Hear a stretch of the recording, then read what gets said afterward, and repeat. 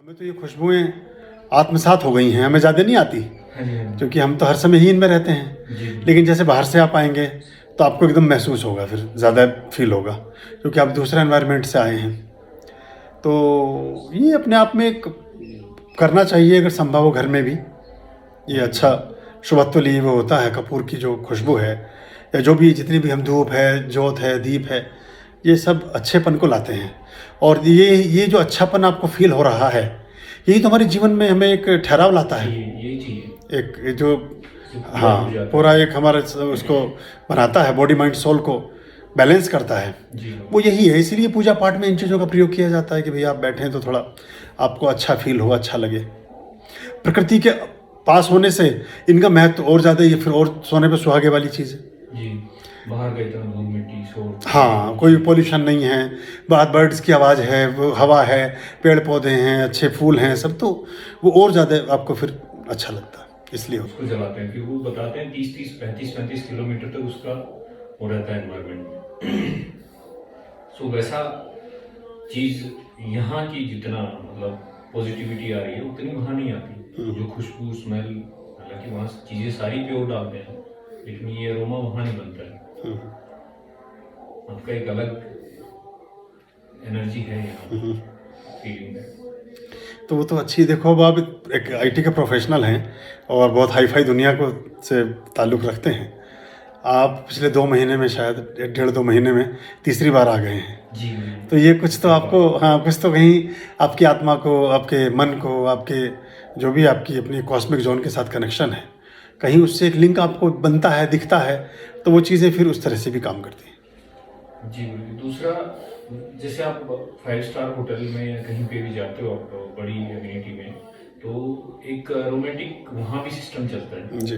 Positivity है। बड़े showroom में भी बंद लोग रखते हैं ये साउंड और म्यूजिक, जैसे नाइक के शोरूम में चलता रहता है तेज जी। म्यूजिक, तो जूते जल्दी खरीदे जाते हैं, ऐसा मानते हो। सो यहाँ पे भी ऐसा है कि मतलब ऐसी एक एनर्जी, ये एक रिसर्च और आपका शायद वही होगा कि उस रिसर्च से आप वहाँ तक जोड़ते हैं लोगों को। जी। ये एक्चुअली हमारे रोज़मर्रा की जीवन शैली का एक हिस्सा है। हिस्सा था जिसे हम भूलते जा रहे हैं। हाँ, और ये हमने आश्रम में उसको बस एक तरह से कंटिन्यू कर दिया है। जी। कोई इसमें कोई नई चीज़ नहीं है। ये सब हमारे यहाँ ऋषि मुनि, पुराने जो आचार्य हैं, पुराने जो वो हैं, वो सब पहले से इसको करते रहे हैं। जी। तो हमने उसको बस कंटिन्यू किया है और कुछ में ऐसी बात नहीं। हाँ, कुछ थोड़ा बहुत प्रयोग ऐसे किए कि थोड़ी शुद्धता का ख्याल रखा, कुछ पर्टिकुलर पात्रों का ख्याल रखा, धातुओं का ख्याल रखा, घी है तो उसकी क्वालिटी का ख्याल रखा। ये नहीं कुछ भी आ गया जगा दिया, कपूर के नाम पे कुछ भी आ गया जगा दिया, धूप के नाम पे कुछ भी आ गया लगा दिया, नहीं, ऐसा नहीं हम हमारे यहाँ है। घी तो आपको जब भी आपको आवश्यकता हो ना, आप मुझे बताइएगा। मेरे एरिया में अच्छा घी मिलता है, मतलब इंडिया का सबसे बेस्ट घी अगर कहीं है तो मेरे एरिया में। अच्छा, नहीं, अभी तो हटसन का यूज़ करते हैं। ये भारत सरकार का एक प्रोडक्ट है जो तमिलनाडु में इनकी बहुत बड़ी गौशाला है, जितने भी घी बाज़ार में आते हैं। क्योंकि हमारे यहाँ लगभग 5 कुंटल घी का हर सालाना खर्चा है। मतलब 1 किलो घी हमारे कम से कम रोज़ लगता है, उससे ज़्यादा ही लग जाता है। प्योर रखते हैं। बस उसमें एक बड़ा एक चीज़ है, बड़ा जो बहुत मामूली सा फ़र्क है, शायद आप तो उसको समझेंगे। बहुत से लोग जैसे घर में घी बनाते हैं हाँ जी। और वो दूध बाज़ार से दूध ले लेते हैं, दूध ला करके घर में उसका घी बनाते हैं। नहीं, तो हाँ, मतलब अगर दूध भी घर का है, लेकिन दूध वो किसका है? गाय का है। भैंस और गाय मिक्स रहते हैं। हाँ, वो भैंस नहीं चलेगी बिल्कुल भी। अच्छा जी। हाँ, एक ड्रॉप भी नहीं चलेगी। मतलब जैसे 1 किलो में अगर 910 ग्राम होता है, तो उसमें 1 ग्राम भी नहीं चलेगा भैंस का घी। अच्छा जी। हाँ, तो ये बड़ा दोष है, क्योंकि उसमें ये होता है कि घर में फिर वो भैंस का उसका मिल मिला के बनता है, तो वो हम हवन नहीं कर सकते उससे दोष लगता है। तो हम बहुत सारे लोग हैं हमारे समाज में, हमसे मिलते हैं, वो कहते हैं जब बिल्कुल शुद्ध घी यूज़ करते हैं, घर का बनाया हुआ, उससे शुद्ध तो कुछ नहीं हो सकता। तो हमने कहा आपके घर में दूध जो आता है वो कैसा आता है? तो वो कहते जी दूध तो भैंस का आता है। तो मैंने कहा जब दूध भैंस का है तो घी गाय का कैसे हो गया? और गौघृत का ही विधान है पूजा पाठ की सभी चीज़ों में, चाहे आप दीप यज्ञ करें, चाहे आप अग्निहोत्रम करें, चाहे आप देव यज्ञ करें, चाहे आप कुछ भी जोत जगाएं, कुछ भी करें, चाहे इवन आप प्रसाद भी क्यों ना बनाएं, उसमें गौघृत का ही विधान है। भैंस के घी का कोई विधान नहीं है, और भैंस के घी का प्रयोग बिल्कुल भी नहीं करना चाहिए। भैंसा है यमराज की सवारी, रोगों को आमंत्रित करता है, वासनाओं को बढ़ाता है, द्वेष को बढ़ाता है, क्रोध को बढ़ाता है, सेक्स को बढ़ाता है, हिंसा को बढ़ाता है, वैमनस्य और जितनी भी जो नेगेटिविटी है तामसिक, वो पूरा तमस को पैदा करता है। गाय का घी परम सात्विक है, परम पॉजिटिव है, परम सकारात्मक है, उसको तो उसका एक अलग ही बात है। तो वो उसमें ज़मीन आसमान का फ़र्क है। और गौघृत जब आप सेवन भी करते हैं तो कंठ से ऊपर, जो हमारा कंठ चक्र है, कंठ चक्र से ऊपर काम करता है गौघृत, गाय का दूध भी, और भैंस का दूध इससे नीचे काम करता है। तो इससे नीचे के ऑर्गन्स को हमारी मजबूती देता है, तो आपके अंदर बल बढ़ेगा, बाकी चीज़ें बढ़ेंगी, उस तरह का है। तो भैंस का तो वो ठीक भी नहीं है। तो गाय के घी से आपका दिमाग तेज़ होगा, आपकी आंखें ठीक रहेंगी, आपकी बुद्धि ठीक चलेगी, आपका ईएनटी सिस्टम ठीक चलेगा, आपका हार्ट ब्रेन सब ठीक से उनका कॉम्बिनेशन ठीक बनेगा। सारे हमारे ऑर्गन ये इसी उसमें तो हैं जो सबसे मूल्यवान है। तो ये इस तरह से है। तो वो हमने देखा कि जब लोगों ने शुद्ध घी के नाम पर, फिर कई बार ये है कि जो बनाने वाले हैं वो उतना ख्याल नहीं रख पाते हैं। कितना ही ख्याल कर लें तो कुछ ना कुछ थोड़ा बहुत कुछ हो जाता है। कोई बर्तन उस तरह से धुला है कि नहीं जिसमें घी को पका रहे हैं, और भी फिर इसमें विचार किस तरह के हैं, क्या बड़ा चक्कर है। अब वो वहाँ तो उनकी हज़ारों गायें हैं, हडसन में तो हज़ारों गायें हैं तमिलनाडु में, और गवर्नमेंट ऑफ इंडिया का प्रोडक्ट है। तो वो तो एक पूरा एक अपने मेजरमेंट में, और वो अपने क्वालिटी का मानक लेकर चलते हैं, उससे नीचे नहीं जाएंगे कभी भी, क्योंकि वो उनका एक अपना पैटर्न है, अपना एक वो है। तो हमने बहुत सारे घी, बल्कि ना सिर्फ भारत में, मैंने दुनिया में जितने भी तरह के घी आते हैं, क्यूबीबी से लेकर के, और सारे घी, हल्दीराम बहुत अच्छा घी बनाता है लेकिन बाहर एक्सपोर्ट करता है।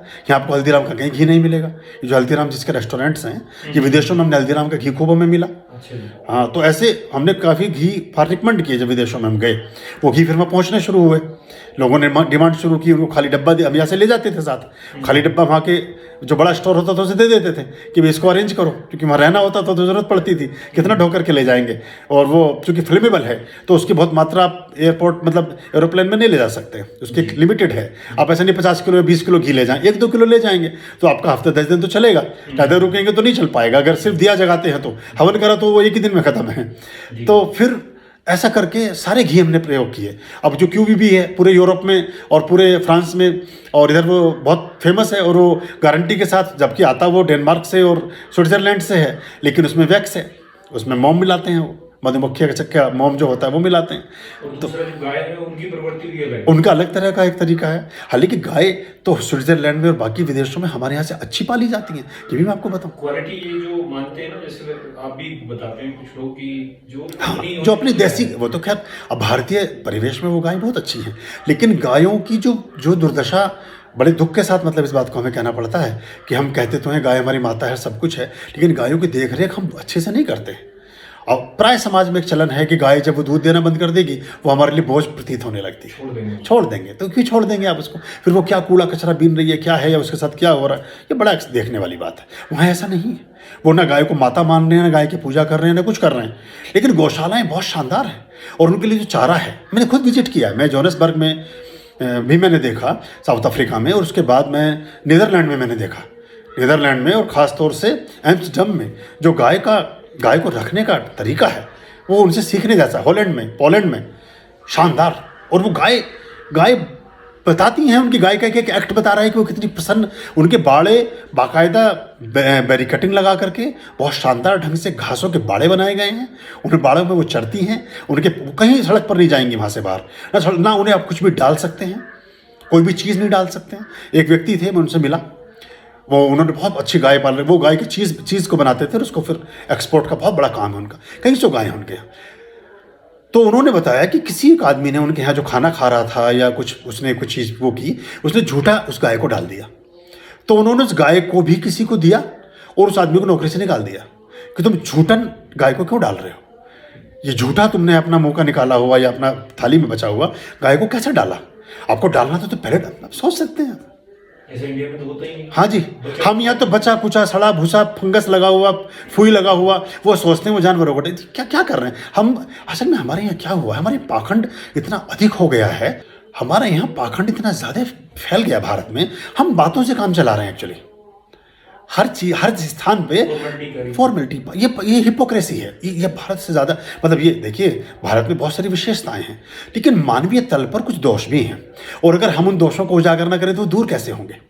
एक किसी भी गुरु का ये भी एक फ़र्ज़ बनता है कि उस समकालीन परिस्थितियों में, उस समसामयिक परिदृश्य में जो भी दोष हैं उनको भी इंगित करे उनको भी हाईलाइट करें ताकि वो संज्ञान में आ सकें। लगता तो खराब है सुनने में, लेकिन सच तो यही है। और जब तक आप उसको समझेंगे नहीं, अगर आपका जो फोड़ा है उस फोड़े को आप सोचेंगे नहीं नहीं ये तो बहुत अच्छा है, परमात्मा का प्रसाद है, तो सहलाते रहेंगे तो वो तो बढ़ेगा और धीरे धीरे आपको पूरे शरीर को लेकर के बैठ जाएगा, आप मृत्यु को भी प्राप्त हो सकते हैं। लेकिन अगर आपको समझ आ गया कि बीमारी है तो उसका फिर इलाज भी करवाएंगे। थोड़ा सा दर्द तो होगा जब चीरा लगेगा, लेकिन आप हमेशा के लिए स्वस्थ हो जाएंगे और बाकी अंगों की भी रक्षा हो सकेगी। तो अब गायों का, अब आप सोचिए, मैं तो हाथ पर में रह गया, वो क्रिश्चियन आदमी है, उसे कोई गाय को माता नहीं मानता, कोई गाय की पूजा नहीं करता, कुछ नहीं। उन्हें कहा बस शुद्धता और सात्विकता के साथ बढ़िया ढंग से हम इसके मिल्क प्रोडक्ट्स बनाते हैं और बहुत अच्छे से। अब हर आदमी जाके हाथ नहीं लगा सकता गाय को कि पता नहीं, वो देखिए हाइजीन की बात कर रहे हैं वो, जबकि ये कोरोना कोविड अब आया है। मैं आपको 2019 की बात बता रहा हूँ। 2019 नवंबर में मैं यूरोप में था, तो वहाँ वो हमने कहा कि इनको टच करें, बोले नहीं नहीं आप अभी पता नहीं कितनी जगह से आए हैं तो आप दूर से देखिए गुरुजी, टच मत करिए। अब सोच सकते हैं हम नाक भी पोंछ रहे हैं, हम हाथ भी पता नहीं कहाँ से घूम के आए हैं, हमने कुछ भी कर रखा है, सब गाय पे लपेटे, हम कहीं खोए हुए हैं। हम उस तरह से पशुओं की कदर करते नहीं हैं, ये हमें उनसे सीखना चाहिए। उनके जो गायों के बाड़े मैंने देखे तो वो रवि जी इतने शानदार थे कि मैं देखता रहा। मैं मतलब आप मेडिटेशन कर सकते हैं वहाँ जाकर, वहाँ खड़े होकर के, और इतने शांत भाव से बहुत बड़े बड़े उनके खेत बने हुए हैं, हरे बेहतरीन हरे खेत, और उनमें वो 4 गायें अपना घूम रही हैं। उनके गले में बाकायदा बहुत सुंदर उन्होंने गोल्डन कलर की घंटियाँ डाली हुई हैं, उनके नाम लिखे हुए हैं गायों के, जो भी अंग्रेजी में नाम रखे हैं, और खूब हष्ट पुष्ट गाय, और ऐसे उनके सुंदर बच्चे वो अपना देख रहे हैं, अपना खूब अच्छे। उनके थनों को देखकर लगता है कि वो काफ़ी दूध देने वाली गाय होंगी, तो वो उस तरह से उनका पालन पोषण कर रहे हैं। उसमें एक एक जड़ी बूटी पर वो रिसर्च करके वो उन्होंने खेती में लगाई हुई है कि उसकी पौष्टिकता को बढ़ाए, दूध में वो विटामिन और मिनरल हमें मिल सके जिनकी हमारे शरीर को आवश्यकता है। उस लेवल पे काम चल रहा है। अब यहाँ गाय कूड़ा कचरा खा रही है सड़कों में, पन्नियाँ डाल दी हमने सड़कों के किनारे, शहरों में गायें ऐसे भटकती फिर रही हैं। तो ये हमें, जब तक हम इसको नहीं सोचेंगे तो ये बड़ा हमें इसका वो होगा। तो जो तमिलनाडु जहाँ हम शुरू हुए थे, तो हटसन का जो प्लांट है वो एक अंडर सुपरविजन में है, और चूँकि गवर्नमेंट का है तो जैसे छः ना बचता है। नीचे का एक तो रफेज होता है, एक होता है प्योरेस्ट फॉर्म। तो प्योरेस्ट फॉर्म को तो वो यूज़ करते हैं, रफेज को अलग तरह से इस्तेमाल करते हैं बाकी चीज़ों में, और उसमें ग्रीस बनाने में, बाकी चीज़ों में फिर दूसरी जगह एक्सपोर्ट कर देते हैं। बाकी समाज में क्या होता है कि जो उसका रफेज है वो भी हम घी में ही मेल्ट कर लेते हैं, तो उसकी शुद्धता नहीं बन पाती। जब भी हमें घी की शुद्धता को कभी आंकना हो तो उसको दीप में लगा करके आंका जाता है।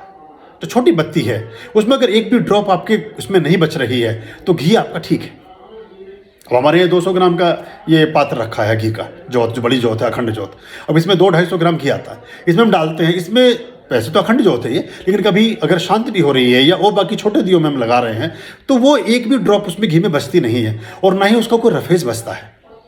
एक चावल की के वजन के बराबर भी उसमें नीचे कोई आपको दिखेगा नहीं कोई चीज़ बची हुई, कि बत्ती भी ड्राई हो जाती है। पूरा घी उसने इसका मतलब कंज्यूम किया, तो वो घी ठीक है, पूरा घी पिघल करके चढ़ गया।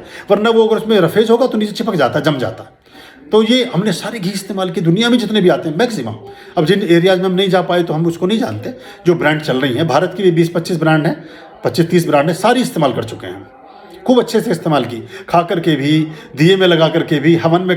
फिर सबसे लास्ट में यही अब समझ में आया कि वो हटसन जो है, हमको हालांकि किसी के प्रचारक नहीं है, हमें कोई इससे लेना देना भी नहीं, लेकिन वो ब्रांड ठीक है, वो घी ठीक है और मिल जाता है,